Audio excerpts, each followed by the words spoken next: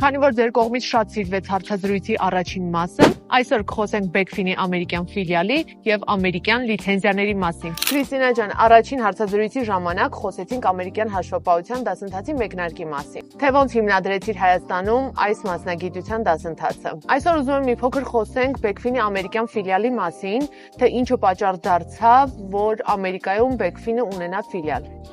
Լուիս ջան, մինչև խոսանք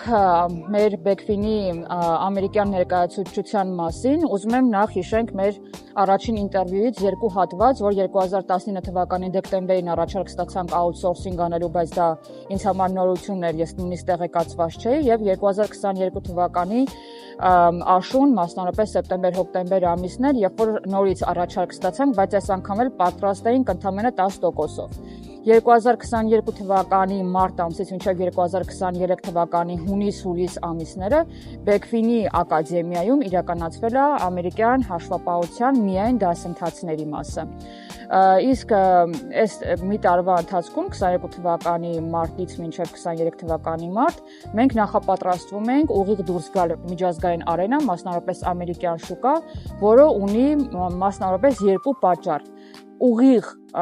հասանելիություն ամերիկյան շուկային B2B մակարդակում, այսինքն ոչ թե միջնորդավորված վաճառքներ իրականացնել, այլ ուղիղ հենց Backfin-ը ինքն իրան represent անի եւ ներկայացնի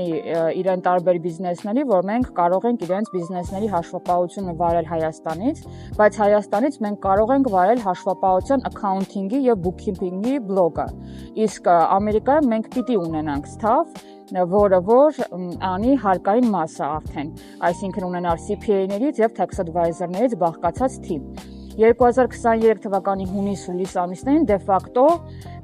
մտանք Նյու Յորք, բայց պետք է նաեւ դե յուրե կարգավիճակ ունենալ, որն էլ եղավ արդեն 24 թվականի սեպտեմբեր-հոկտեմբեր ամիսներին արդեն Լոս Անջելեսում։ Եւ հիմա բիզնեսի development-ի մասը անում է Նյու Յորքի մեր թիմը,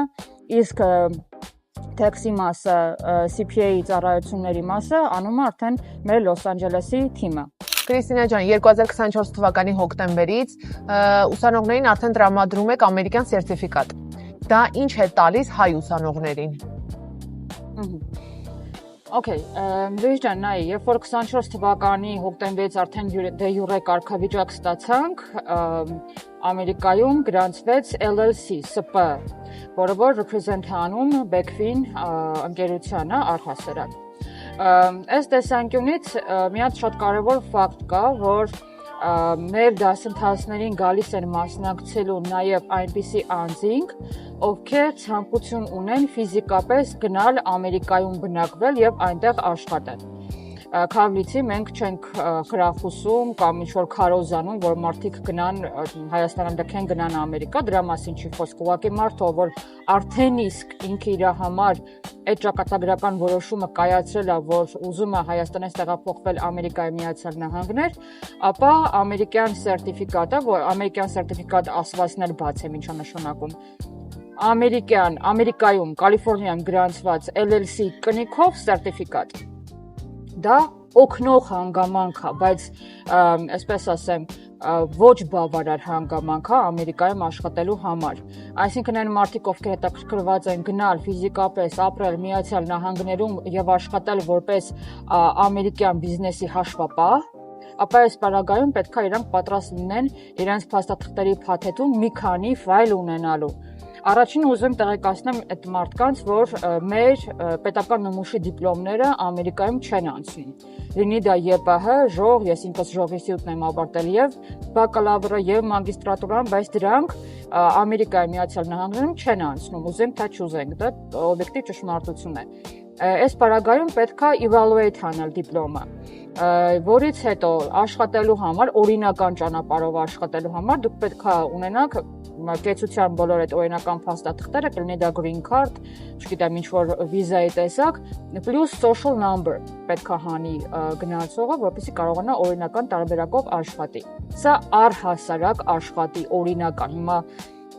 օրինական ճանապարհով աշխատեն, կարող ենք հաշվապահություն շանի, չգիտեմ, աման սպասք լգանա, հա, օրինակ շատ ներքևի բան եմ ասում, բայց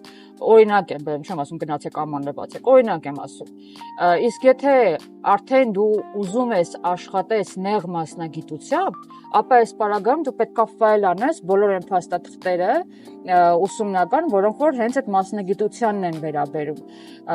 Եվ դրան գումարած նաև լայսենզի տեսակ որևիցե, օրինակ Prodvisor լինել կամ չգիտեմ, եթե մարդը ուզում է գնա Ամերիկայում եւ CPA աշխատի, ապա նախապատրաստվի CPA լայսենս հանելու։ Այսինքն վկայականը դա օգնող հանգամանք է, բայց ոչ բավարար, որ դու հենց օրինակ սերտիֆիկատը տանես գործատուին ցույց տաս, ասես նայ, ես ամերիկյան LLC կողմից կնքված սերտիֆիկատ ունեմ, դա բավարար չի աշխատելու համար։ Դա օգնող հանգամանք է, բայց ոչ բավարար։ Հայաստանի համար հայ գործատուն չի նայում ճիշտ ասած հայկական է թե ամերիկյան է, կարևորը գիտելիք ունենա։ Այսինքն այս իմաստով մենք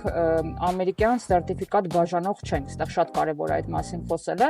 հատկապես նրանք ովքեր որ գիտեն փաստերով, որ մենք տրամադրում ենք ամերիկյան SPA-ի կնիքով սերտիֆիկատ, երբեմն փորձում են այս մասը չարաշահեն, ուղղակի չսովորեն, բայց թուղթ կան առնեն, հա, կոպիտ ասած, ուզում եմ նաև այդ մարդկանց տեղեկացնել, որ մենք թուղթ չենք վաճառում։ Ակադեմիայում պետք է նախ առաջ լիարժեք սովորել, հետո նոր այդ սերտիֆիկատը վերջում հաջողությամբ սովորելու արդյունքում ստանալ։ Կրիստինա ջան, որերորդ անգամ խոսում է CPA-ի մասին, կմանրամասնես մեզ լսողներին, թե ինչ է նշանակում CPA-ը։ Լուի ջան, արի հիշենք էլի առաջին մեր ինտերվյուից մի հատված, երբ որ ես նշեցի, որ ի տարբերություն Հայաստանի, որտեղ փոքր ու միջին բիզնեսում մի հաշվապահը անում է բիզնեսի հաշվապահության ամբողջ սայքլը ներառյալ հարկային մասը, Ամերիկայում այդպես չի, բաժանված է գործը bookkeeper-ի, accountant-ի, CPA-ի միջև։ CPA-ը հապավում է, բացվում է այսպես Certified Public Accountant, այսինքն դրանք մասնագետներ են, ովքեր սերտիֆիկացվում են, հանձնում են քննություններ եւ դառնում են հարկային գծով մասնագետներ, ովքեր բիզնեսի հարկային մասն են իրականացնում եւ represent են անում IRS-ում բիզնեսներին։ Այս տեսանկյունից պետք է մարդը ունենա bachelor degree նվազագույնը,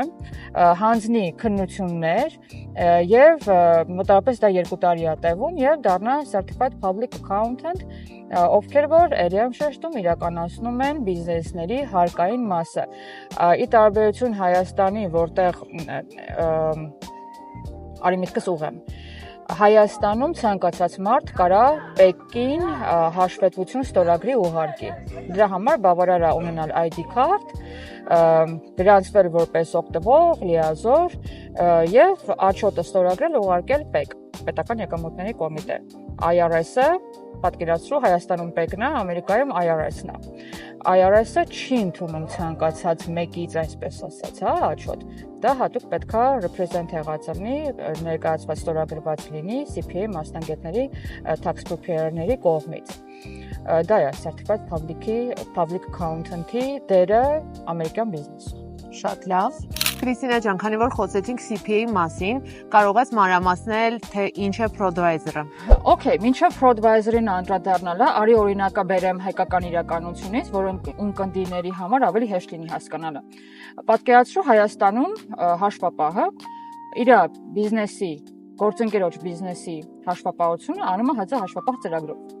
Armsoft-ն է գրել ՀԾ հաշվապահը եւ Armsoft-ը օրինակի համար ասի հետեւյալը. Իմ ծրագրով հաշվապահություն անելու համար նաեւ սերտիֆիկացվեք։ Այսինքն on-line տարբերակով նայեք դասընթացները, on-line տարբերակով սովորելուց հետո քննություն հանձնեք եւ եթե քննության անցողջումը բավարարում եք, ստացեք սերտիֆիկատ, որ Armsoft-ը ասում է այն մասին, որ այս անձնավորությունը տիրապետում է հաշվապահական ծրագրին, ՀԾ հաշվապահ ծրագրին։ Հիմա այդ նույնը բերենք ամերիկյան իրականություն։ Intuit Company-ն, որը ներկայացնում է QuickBooks Online եւ QuickBooks Desktop ծրագրերը, on-line տարբերակով հնարավորություն է տալիս մտնել account եւ սովորել դասընթացները on-line տարբերակով, վիդեո դասընթացները նայել եւ on-line տարբերակով քննություն հանձնել։ Քննության անցողջումը բավարարելու պարագայում ստանալ Prodvisor-ի այդ sign-ը, նշանը, որ այս անձնավորությունը Պողոսյան Պողոսը տիրապետում է այս ծրագրին։ Դա խոսում է pro-advisor լինելը, խոսում է այն մասին, որ մարդը on-line տարբերակով մտել է, սովորել է այդ դասերը, on-line վիդեոները նայել է, on-line տարբերակով քննությունը հանձնել է, ինտուիտն էլ ասում է, քննությունս հանձնել է, տես գործատու, այս մարդը տիրապետում է QuickBooks on-line ծրագրին։ Ընդհանրապես։ Կրիստինա ջան, իսկ ինչքանով է պարտադիր pro-advisor սերտիֆիկատ ունենալը։ Հարցի պարտադիր կամ ոչ պարտադիր լինելուն չեմ ուզում անդրադառնամ, այլ որ պարագայում լավ կլինի որ ունենան, հա, եթե մարդը աշխատում է Հայաստանից, ֆրիլանս տարբերակով է ուզում աշխատի եւ միջազգային գործատուին ներկայանա, նայ, պարտադիր չի, բայց ցանկալի է, որովհետեւ դա գործատուի աչքին քեզ մի հատ օզր ավել է, որ մնացած ուրեմն կադրերի կողքին դու մի հատ կոզր ավել ես ունենալու եւ հավանականությունն է մեծանում, որ գործատուն հենց քեզ կընտրի որպես իր անդիմակից, որպես իրան աշխատակից։ Եթե դու ֆիզիկապես գտնվում ես Ամերիկայի Միացյալ Նահանգներում, ապա դա կարելի է ասել պարտադիր, բայց ոչ բավարար հանգամանք է։ Pro-advisory certification ունենալը ամենևին չի խոսում նրա մասին, որ դու high level-ի մասնագետ ես, հենց գուրու դեմք ես, հաշվապահությունը սենց կներեք արտադրության խզարել ես։ Փորձի մասին չի խոսում ամենևին։ Սուտ ծրագիր իմանալու մասին է խոսում, իսկ նրանք ովքեր որ bookkeeper կամ accountant են փնտրում իրանց թիմում ունենալու համար, ապա դա էլի եմ շեշտում, մի հատ կոզր ավել ունենալը, որը որ չի խանգարի, հաստատ չի խանգարի, որպես առավելություն կդիտարկվի, բայց պարտադիր ոչ պարտադիրը հիմնականում գործատուներն են ասում։ Օրինակ գործատու կա պարտադիր պայման է համարում pro-advisor certification ունենալը, մարդկա դրան չի նայում, ուշադրություն չի դարձնում։ Այսինքն սա ըստ գործատուի պահանջի, բայց լավ կլինի որ ունենան։ Շատ լավ, Կրիստինա ջան, շնորհակալ եմ հարցերին, պատշաճ պատասխանելու համար։ Քեզ շնորհակալություն Լուրիս ջան, հետաքրքիր հարցերի համար։